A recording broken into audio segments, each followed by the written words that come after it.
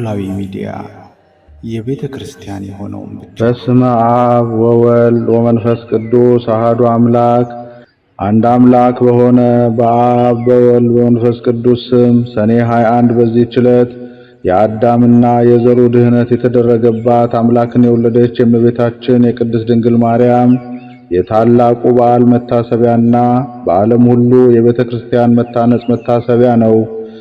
ከሁሉ አስቀድሞ ያቺ ቤተ ክርስቲያን በሐዋርያት ዘመን ብቻዋን ታነጸች።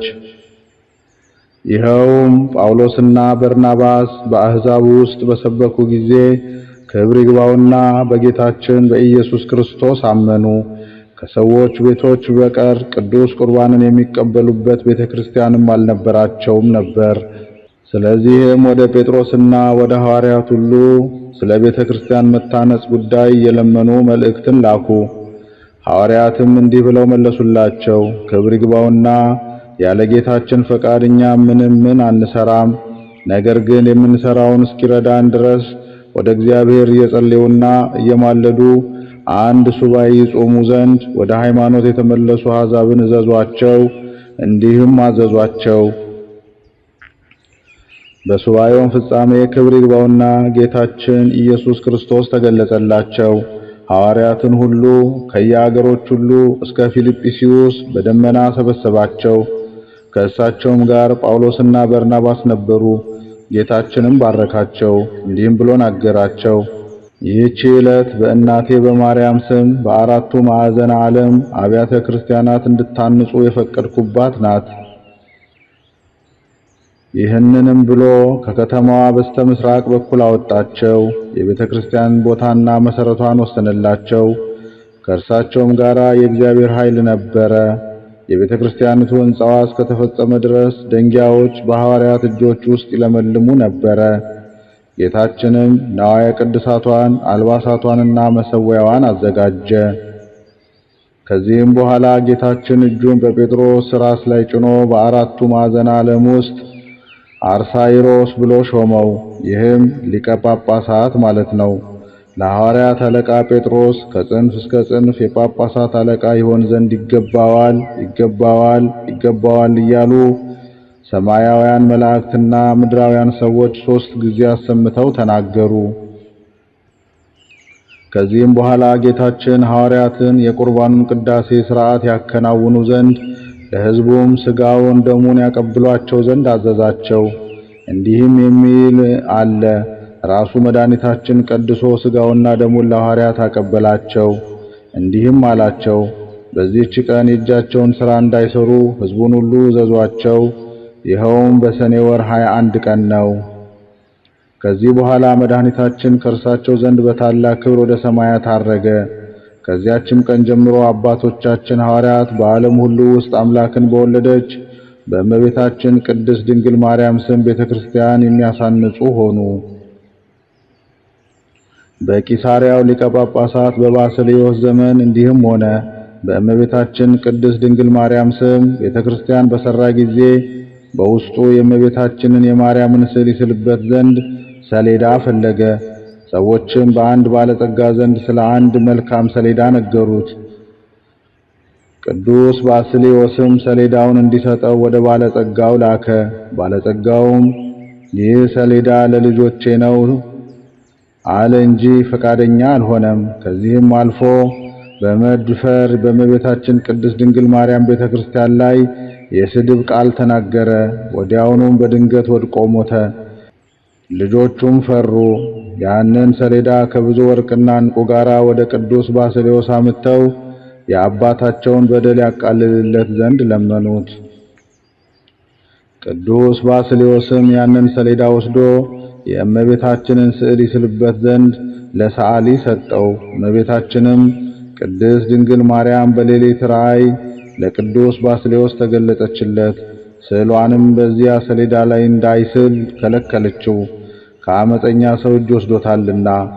እጅግም ያማረ የእመቤታችን ስዕሏ የተሳለበት የሁለት ደናግልም ስዕል የአንዲቱ በቀኝ የአንዲቱ በግራ ሆኖ የተሳለበት ቀይ ሰሌዳ ያለበትን ቦታ ነገረችው። ቅዱስ ባስልዮስም እመቤታችን ቅድስት ድንግል ማርያም ወደ አመለከተችው ወደዚያ ቦታ ሄደ። ያንንም ሰሌዳ አገኘው። ወደዚያች ቤተክርስቲያንም በታላቅ ደስታ አመጣው። ከዚህም በኋላ ዳግመኛ በአንድ ጣዖት ቤት 2 ምሰሶዎች እንዳሉ አስረዳቸው። እነርሱንም አምጥቶ በመቅደሱ ፊት ለፊት እንዲያቆማቸው በላያቸውም ስዕሏን እንዲያኖር አዘዛቸው። ከዚህም በኋላ ዳግመኛ በአንድ ጣዖት ቤት 2 ምሰሶዎች እንዳሉ አስረዳቸው። እነርሱንም አምጥቶ በመቅደሱ ፊት ለፊት እንዲያቆማቸው በላያቸውም ስዕሏን እንዲያኖር አዘዘችው።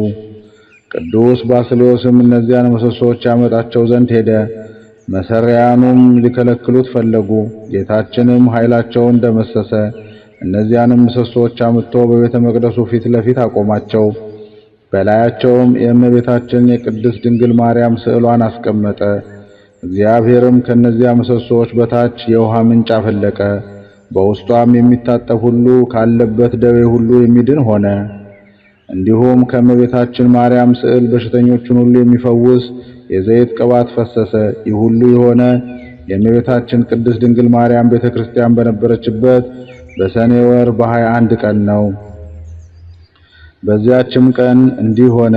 አንዲት ሴት መጥታ ታጠበች። ወዲያውኑም ሁለመናዋ በለምጽ ተሸፈነ። ቅዱስ ባስልዮስም ወደ እርሷ አስቀርቦ በእርሷ ላይ የሆነውን ጠየቃት። እሷም የእህቷን ባል እንደወደደችና እህቷን በመርዝ ገድላ እንዳገባችው ነገረችው። ቅዱስ ባስልዮስም ታላላቅ 3 ኃጢአቶችን ሰራሽ፣ ግን ወደ እግዚአብሔር ንስሐ ግቢ፣ ምናልባት በደልሽን ይቅር ይልሽ እንደሆነ አላት። በዚያን ጊዜም ምድር ተሰንጥቃ እንደ ዳታን ዋጠቻት። እርሷ የረከሰች ስትሆን ወደ ቤተክርስቲያን መግባት እንደፍራለችና። እኛ ሁላችን የክርስቲያን ወገኖች አምላክን ለወለደች ለእመቤታችን ለከበረች ድንግል ማርያም ለመታሰቢያ መንፈሳዊ በዓልን ልናደርግ ይገባናል። ስለ እርሷ ለአዳምና ለሁላችን ለልጆቹ ድህነት ሆኗልና ይህንንም በዓል በማድረግ የሚተጋ የተመሰገነ ነው። እርሷን ለመረጣትና ለወደዳት በሥጋም እንድትወልደው ላደረገ ለእግዚአብሔር ምስጋና ይሁን። እኛንም በእርሷ በእመቤታችን ድንግል ማርያም አማላጅነት ይማረን፣ በረከቷም ከኛ ጋር ይኖር ለዘላለሙ አሜን። ዳግመኛ በዚህች ዕለት ከምስር አገር ቅዱስ ጢሞቴዎስ በሰማዕትነት ሞተ። ይህም ቅዱስ አስቀድሞ ከአዴናው ገዥ ከአርያኖስ ጭፍሮች ውስጥ ነበር።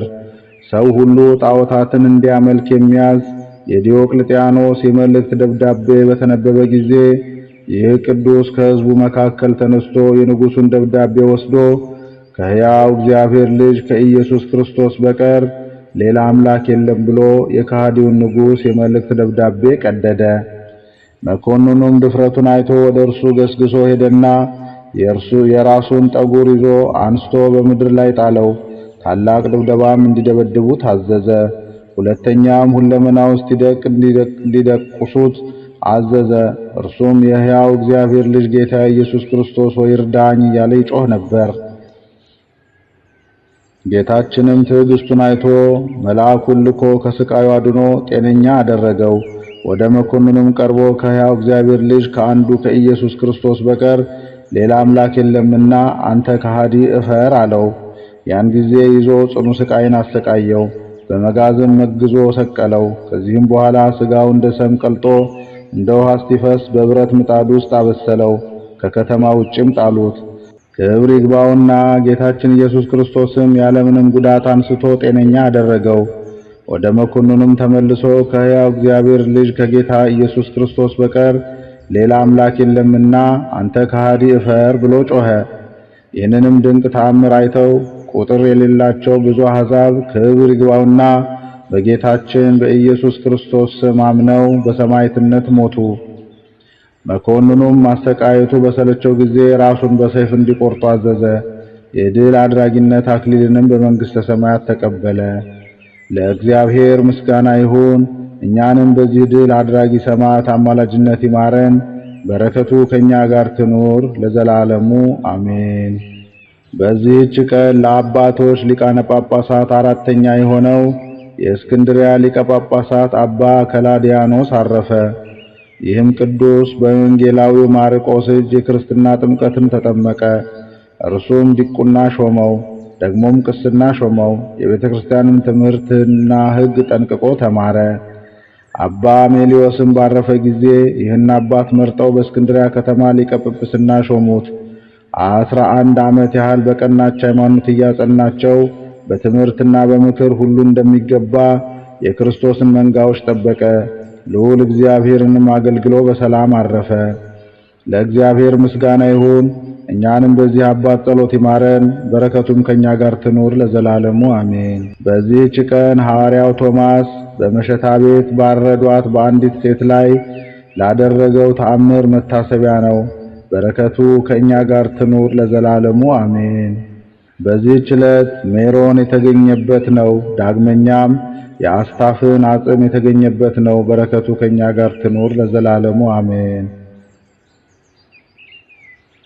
አንድ አምላክ በሆነ በአብ በወልድ በመንፈስ ቅዱስ ስም ሰኔ 22 በዚህች ቀን የከበሩ ቅዱሳን የቆዝሞስና የድንያኖስ የእናታቸውና የወንድሞቻቸው የበዓላቸው መታሰቢያ ቤተክርስቲያናቸውም የከበረችበት ታምራታቸውም የተገለጠበት ነው።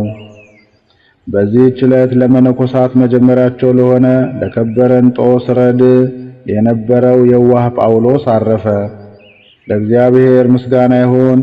እኛንም በእነዚህ ቅዱሳን ጸሎት ይማረን፣ በረከቱም ከኛ ጋር ትኑር ለዘላለሙ አሜን። ጌታ ሆይ ከብልጥግናቸው ብዛት የተነሳ ብዙ መባ ካገቡት ይልቅ የድሃይቱን አነስተኛ መባ እንደተቀበልክ ለሁል ጊዜ የሚያገለግሉህ አእላፍ መላእክትን እያሳሰብሁ በችግሬ ጊዜ የማቀርብልህን ምስጋና ተቀበል። እናንተም ቅዱሳን ነቢያት፣ የወንጌል ሰባኪያን ሐዋርያት፣ ሰማዕታትና ጻድቃን፣ ትጉሃን መላእክት፣ ፍጹማን ደናግል እንዲሁም ደጋጎች መነኮሳት ሆይ ልጅ አዋቂ ሳይለይ የምንሰበሰብበትን የጉባኤ ቦታ ባርኩ። ይህን መጽሐፍ ወረቀት አዘጋጅቶ ብራና ዳምጦ የጻፈውንና ያጻፈውን የተረጎመውን ቃለ ንባቡን በእርጋታ መንፈስ በተመስጦ ሕሊና ያደመጠውን በደለኛ ሁሉ የምታስምር የጌታ እናቱ በማርያም ጸሎት ኢየሱስ ክርስቶስ በአንድነት ይማረን። የቅዱሳን አባቶቻችን የቅዱሳት እናቶቻችን ጸሎታቸው፣ በረከታቸው፣ ረድኤታቸው፣ የተጋድሎ ትሩፋታቸው ከሁላችን ጋር ትሁንልን። አሜን። አቡነ ዘበሰማያት